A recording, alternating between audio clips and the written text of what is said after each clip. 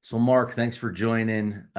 Just to kind of set the frame here, you and I have spoken last week a little bit, had an interesting conversation about business in general, law firm success, and things of that nature. And you guys have been a client of mine, but I was working with your predecessor, Michael Brown. You guys are experiencing some really significant growth. Yes, You for can sure. consider it hyper growth mode. So, you want to go ahead and introduce yourself and your experience, and then we'll get into a little bit about how our placement is working out. No problem. Justin, I appreciate you having me on and chatting with you and getting to chat with you every once in a while anyways. Orion, from my experience has been good. We've had a great experience with you folks. We've retained one attorney, Mr. Cody Townsend, with your assistance, who's a superstar with us. As far as myself, like you said, I've only been around a few months, but I've been an entrepreneur since I can remember. Since I was a kid, I was out in the golf course hustling golf balls and selling them back to the golfers after they lost them. In my youth, I worked as a fishing and hunting guide. Went to college, got an engineering degree, and then by golly, I got to work for a startup biotechnology company that they were called Mycotech Corporation at the time. And they did biopesticides and they did bioremediation products, basically growing fungus and using that fungus spores, etc., for remediating contaminated soils and also as, like I said, a biopesticide for various bugs, darkling beetles to locusts to you name it. So we started at the test tube level, and then believe it or not, I came on early. I was one of the early employees of that company. So we started with the test tube level and then grew it. We went bench scale, and then we went full skies production, and then into sales and demonstration of the products around the world. So I was very, very blessed to be involved in a lot of, for a young guy, and be involved in a lot of high dollar stakes. You know, back then, a $25 million investment from a venture capital company was a lot of money, and it did a lot of good for our business. Obviously, at some point in time, I left there. I went out on my own, and I had a little company called BioPro Corporation. Took some people with me from various avenues. We did some environmental consulting work and focused on the bioremediation side of things, but also ended up doing some work for some other biological companies.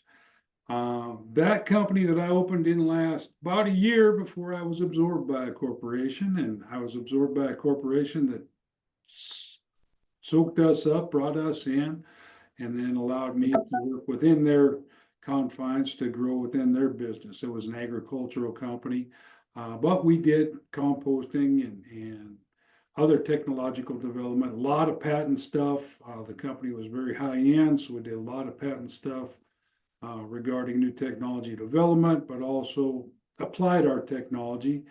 At that point in time, it was computers, and computers weren't like they are now. Everybody doesn't carry one in their pocket.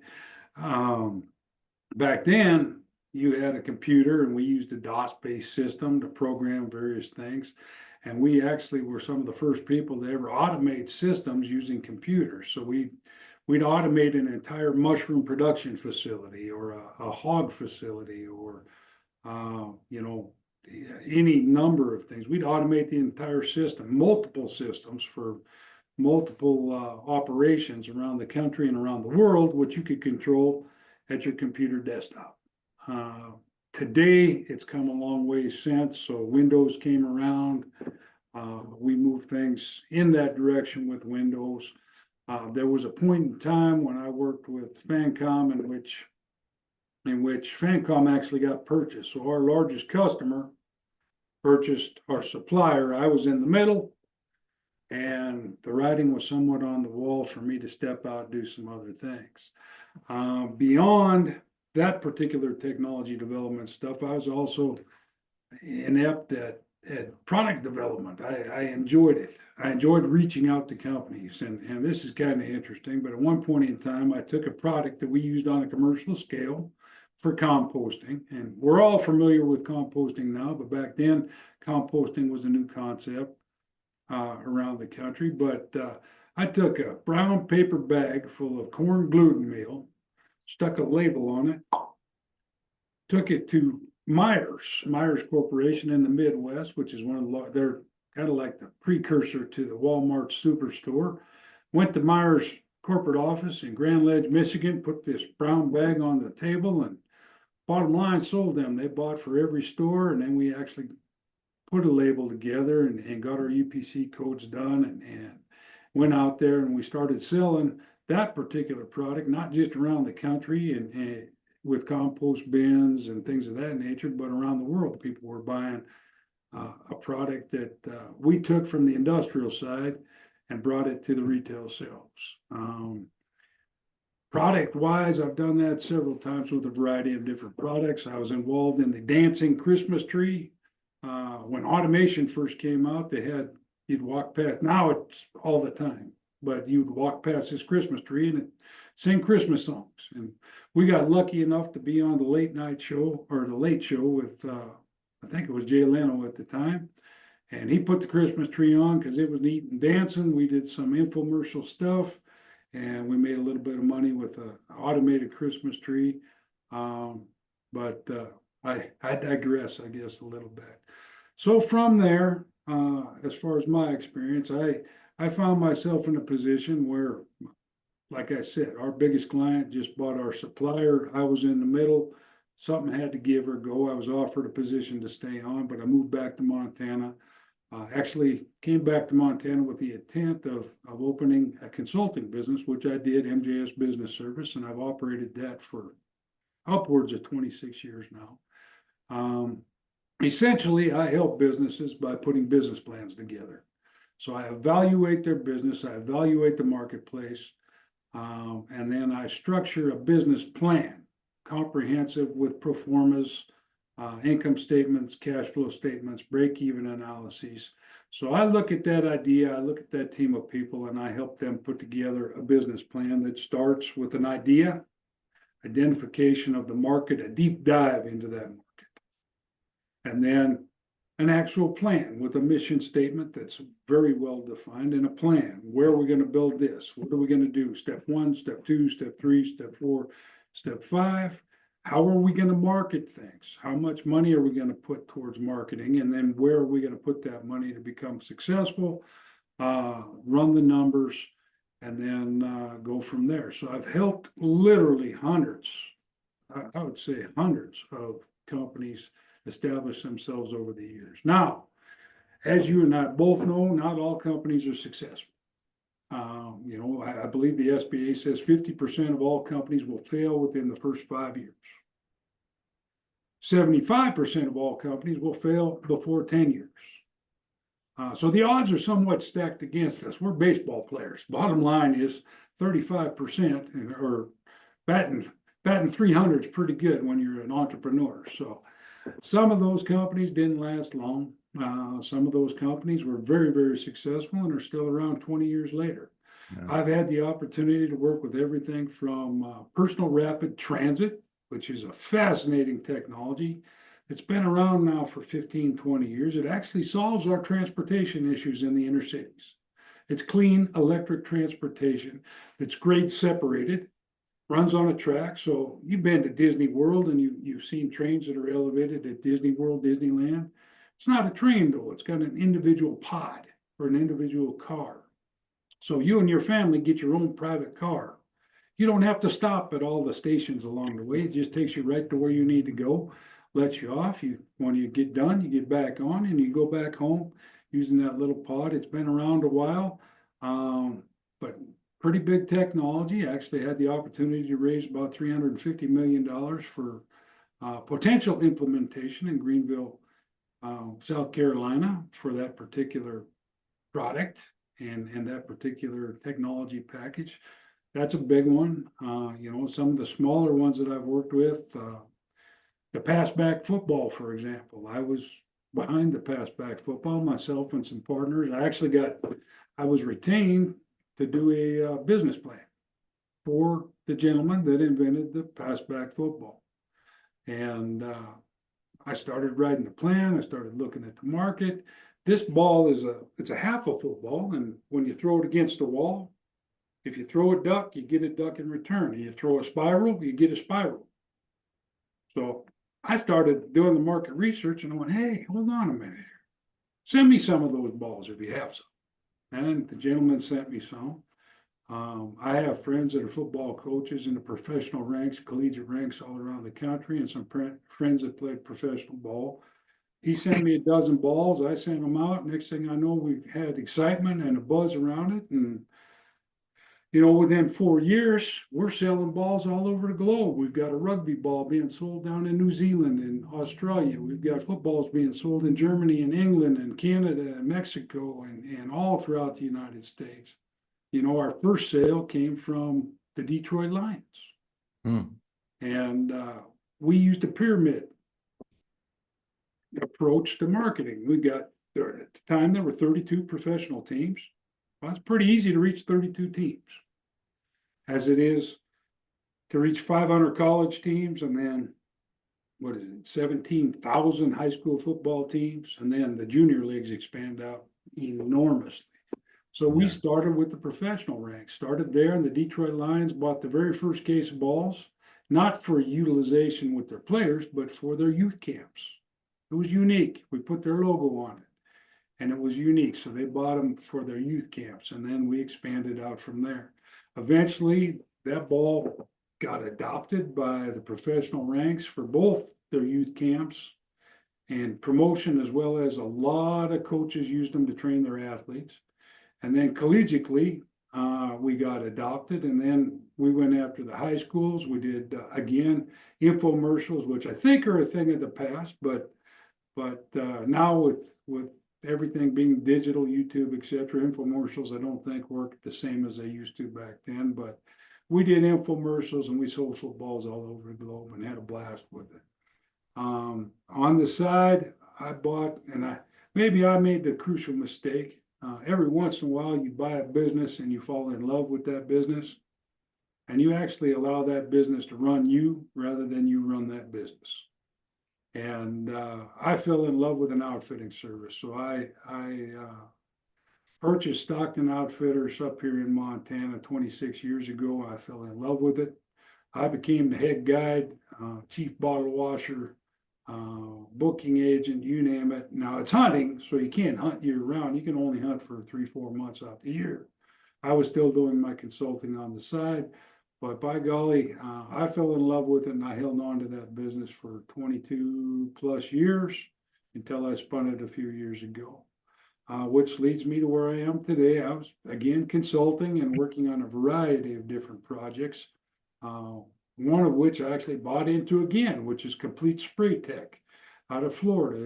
It's a company that uses drone technology to clean windows and clean roofs and spray roof applications on top of roofs, and they also do some other surface cleaning stuff, but they're currently franchising and expanding, and I had the opportunity to help them put together their franchise business case and business model, and also had the opportunity to buy in. So I'm involved with them a little bit.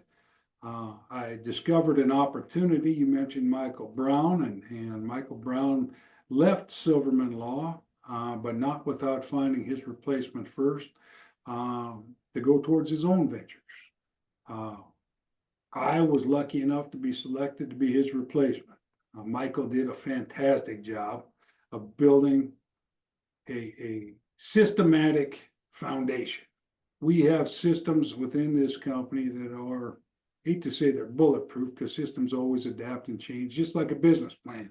Businesses adapt and change and go with the flow. You have good weeks, you have bad weeks, but they're always changing. But the system that is in place here that I took over is scalable.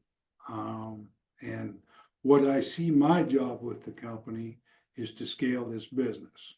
So when I was brought on months ago, there were 2 offices. We currently have 3 offices. So we had an office in Helena and Bozeman. We merged with Josephson Law out of Big Timber. Now we have an office in Big Timber, and we are currently in the process of further expansion. We have entered a phase of growth, which we call hyper growth, which is defined by 25% or more growth in a year. We are on course to to surpass 25 to 50% growth this year if we stay on the same track. And part of staying on that same track is finding the right people. And, finding the right people, and that's what this business, the legal business at Silverman Law Offices, it's people. It's people oriented. It's the right team, the right fit, the right people.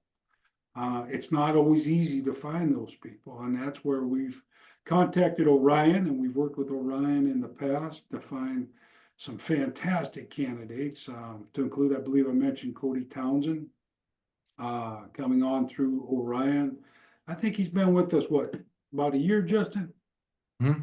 Right about a year. About a year, but he's becoming extremely, extremely well-rounded as an attorney. He's, believe it or not, learning the business side of the business a little bit as well. He's the future of our company, and he truthfully is. But at the same time, as we're growing and expanding, we at this time have more work than we have hands.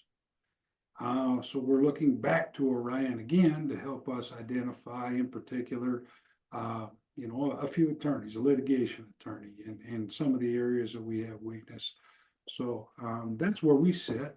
Justin, do you have any questions for me? Yeah, no. So it's interesting that you talk about the marketing funnel for, sorry, I forget what, I know the football venture, right? You started off with the pros, collegiate, high school, and then do you see any parallels between that venture and the marketing funnel that you guys are implementing at Silverman? And if not, how does it differ? Last week, we talked a lot about marketing funnels and how you guys operate more as a business than some other law firm clients that I have.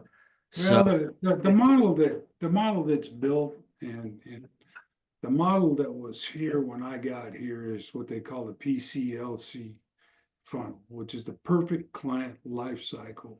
That's what PCLC stands for. And that's an acronym that was put together through Richard James of the Partner Club, which is a group that we belong to. It's a national group where attorneys, because attorneys, even though some of them are business attorneys, they don't really know how to run a business sometimes.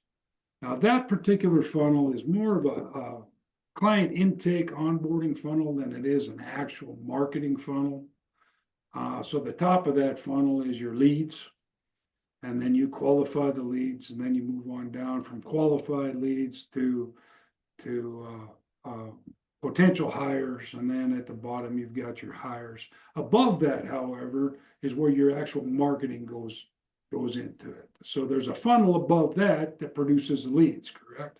So that's your outreach. Because we are in Montana and we have a relatively low population base here in Montana, and we are regionally located in Helena, Bozeman, Big Timber, and currently advertising and marketing Butte and Endicott, with future plans towards Great Falls. We service the entire state through our existing offices because it doesn't cost all that much to reach out there. A lot of the things that we do is utilization of SEO, and we take very good and very accurate keep records of that PCLC, of our leads, of where we're spending our money. We've got an entire marketing calendar that is built out to produce those leads and bring those leads into that closer funnel or that sales funnel, the PCLC funnel. So there's a funnel on top of a funnel, but in reverse, where we were talking about using the pros this direction, our funnel is more of an actual funnel.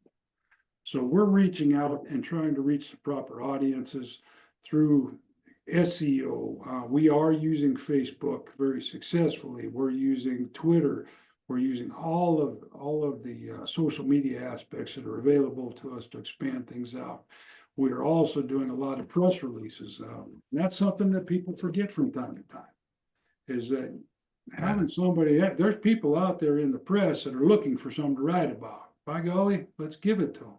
So if we're doing something newsworthy, I always recommend that any business does at least one press release and keeps, top of mind awareness is very, very important. So those press releases, and they can reach nationally, they can reach regionally. And every once in a while, you can flat get lucky. I did some work for a client last year who, through a press release, got an article in Forbes magazine. Well, that's hundreds of thousands of dollars of free advertising just because the press release hit the right person's hand at the right time. So yes, there's a very large marketing funnel there. And we have a marketing funnel and basically a sales intake funnel, which it feeds. So you guys have built out this marketing funnel, lead generation type of thing. You're using different avenues for that. It's my understanding that attorneys for you guys don't actively go out and get business, maybe as aggressively as other law firms, but it seems like that is intentional.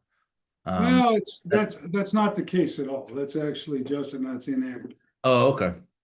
We require all of our employees, each of the 20 plus employees that work for Silverman Law are required to network market. And what network marketing means to us is that once a week, say you're an attorney that works for us, you're required to take somebody to lunch. It might be another attorney, it might be somebody that owns an accounting firm that's you're familiar with, it might be a banker, it might be whomever, but we require all of our 20 employees, even the support personnel, to go out into the community and go to a Rotary Club meeting or go to a Chamber of Commerce meeting and rub elbows or take somebody to lunch, like I said. So we network market, all of us network market. And we also are required to reach out to a minimum of 5 people. They can be former clients that we haven't talked to in a while. They can be new people. But each and every one of our employees is required to reach out to those 5 people. So we're hitting, personally, networking wise, 100 people a week. You know, if you look at, we've got 20, say we have 20 employees, just round it, make it even.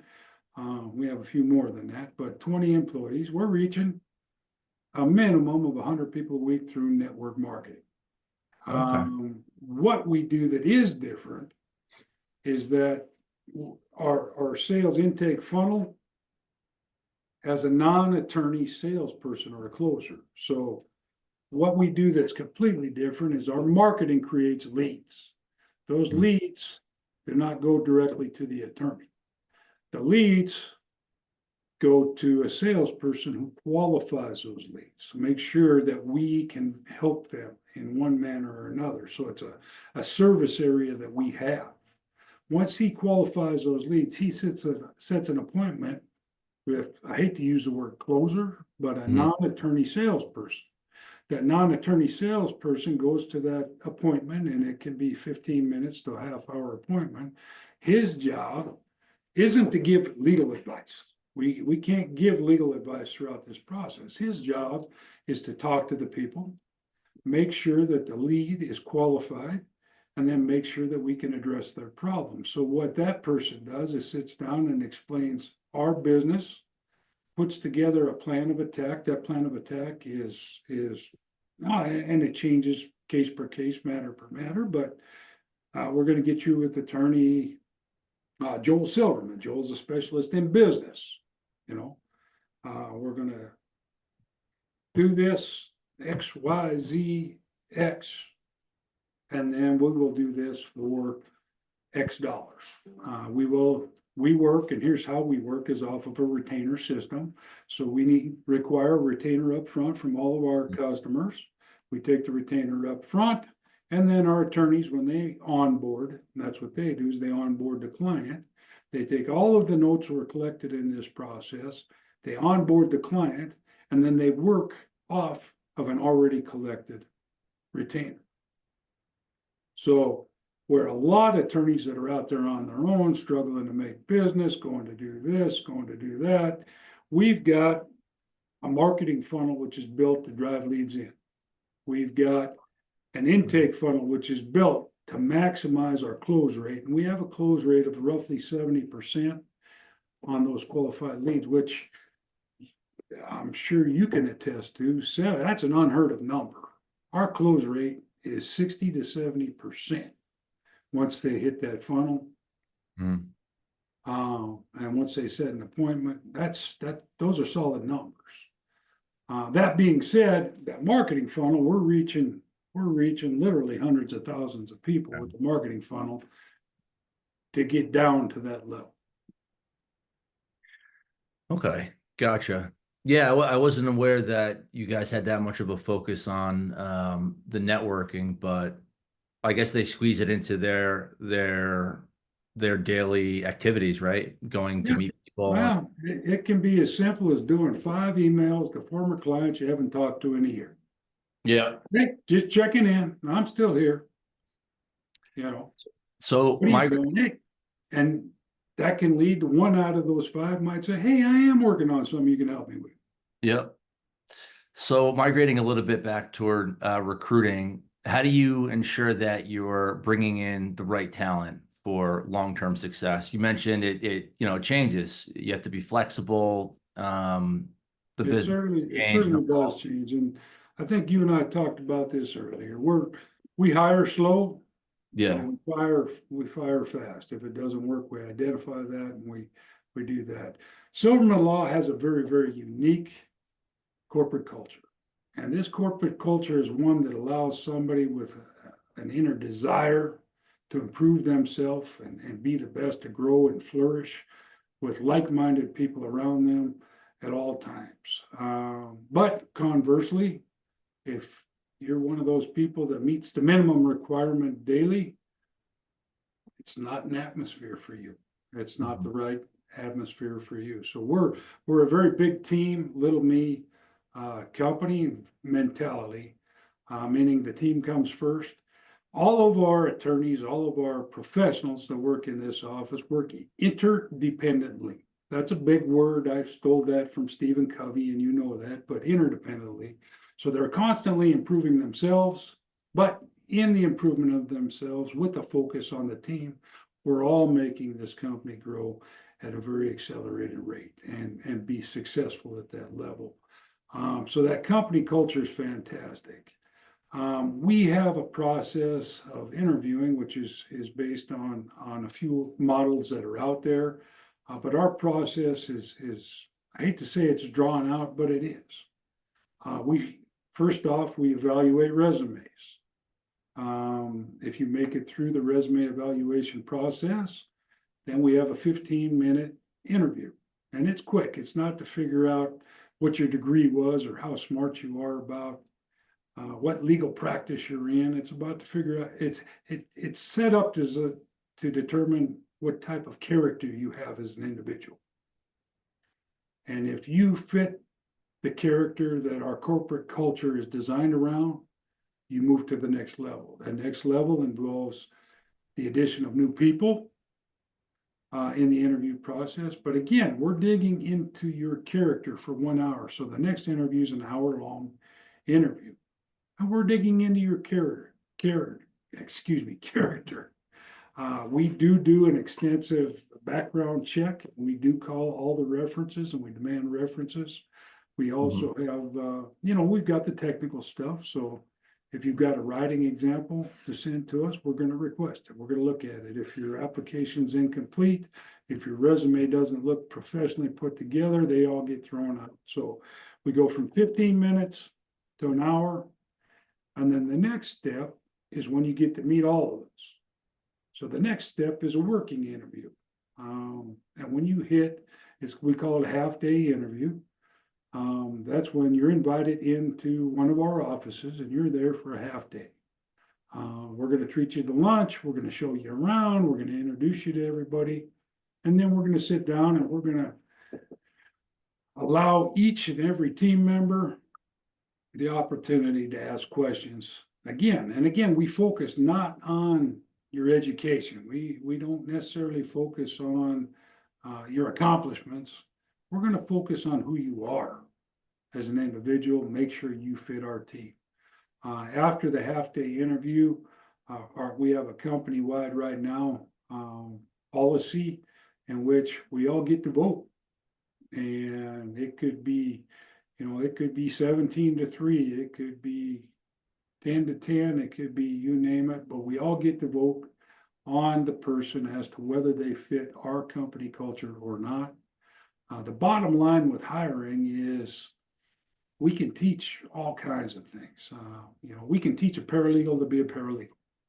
We can teach a receptionist how to answer the phone properly. I can teach a salesman to do just about anything if he's willing to listen, if it's the right person. So what we look for at Silverman Law is the right person. And we will provide the opportunities and the support from there to make you the best that you can be. So what would you say one key piece of hiring advice? What would you give other business leaders or other executives at law firms in terms of hiring? Right now, you've hit something on the head that we've discussed. I was at the last Partners Club convention in Arizona, and there was not one firm out of, it had to be a couple hundred firms represented there around the country. And there was not one firm that wasn't having trouble recruiting. Right now, there's a generational gap. There's a lot of things that are out there that maybe they started with COVID, maybe they didn't. But there's egos that are involved in lawyers from time to time that maybe don't make great partners. There's misconceptions about who and what you should hire and what you should do. We revamped our entire hiring process to attract people that fit our culture. Justin, I shared an advertisement with you that we are looking at putting out for a new litigation attorney. It doesn't talk about the details of law. It talks about the fire that drove you to become a litigator to begin with.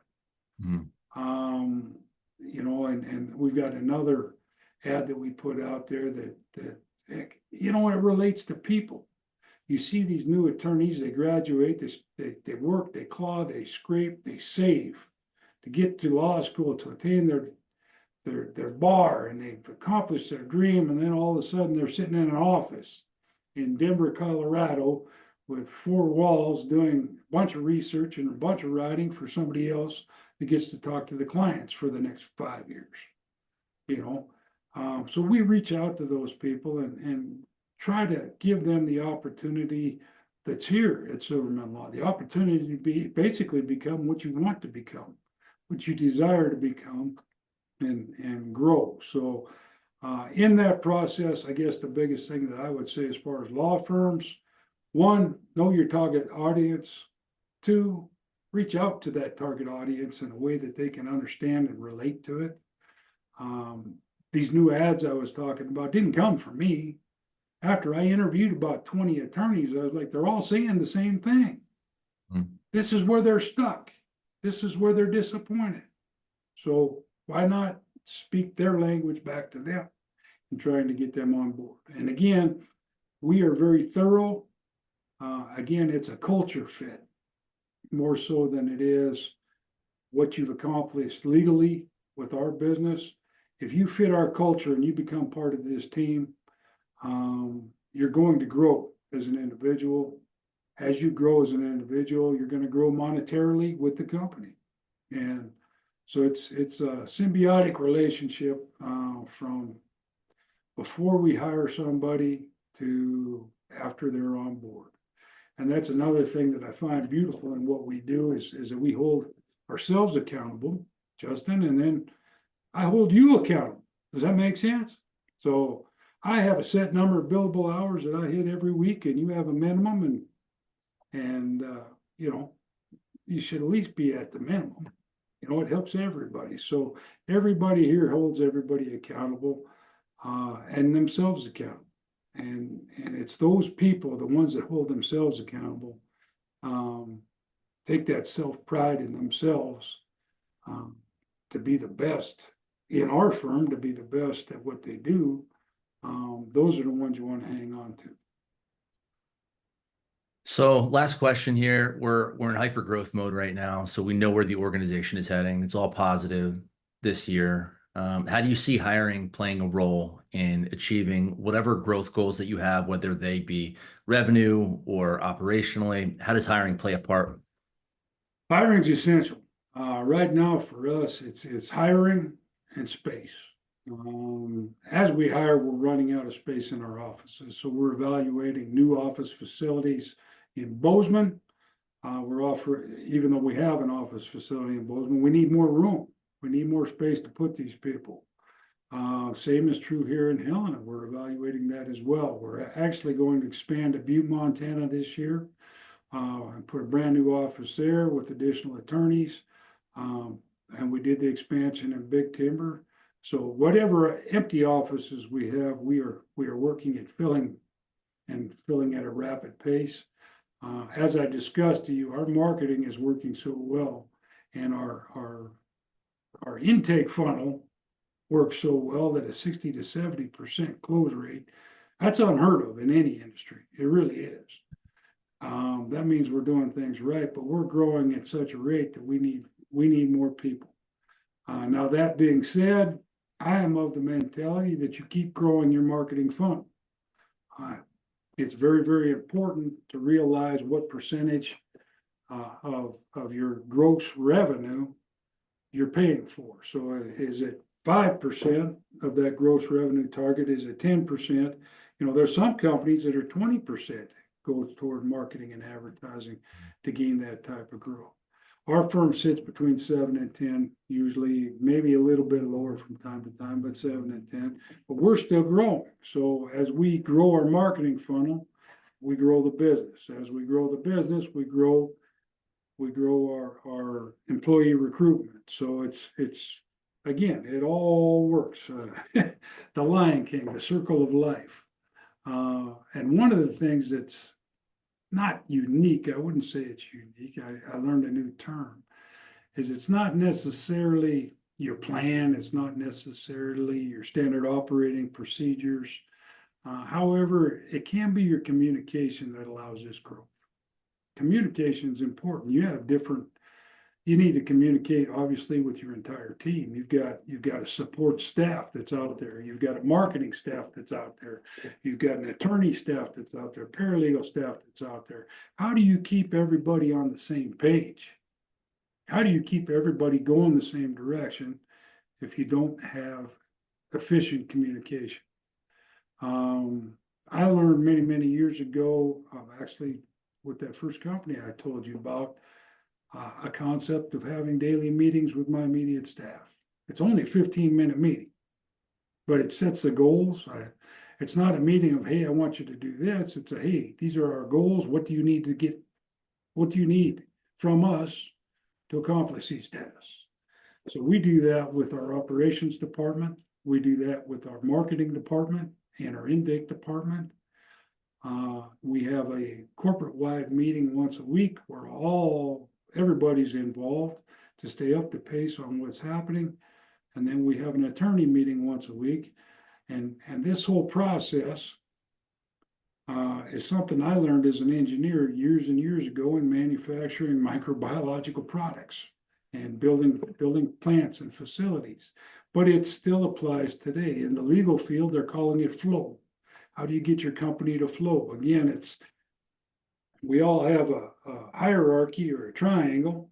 So you got the top of the triangle, there's your leadership team on down to your support staff down below.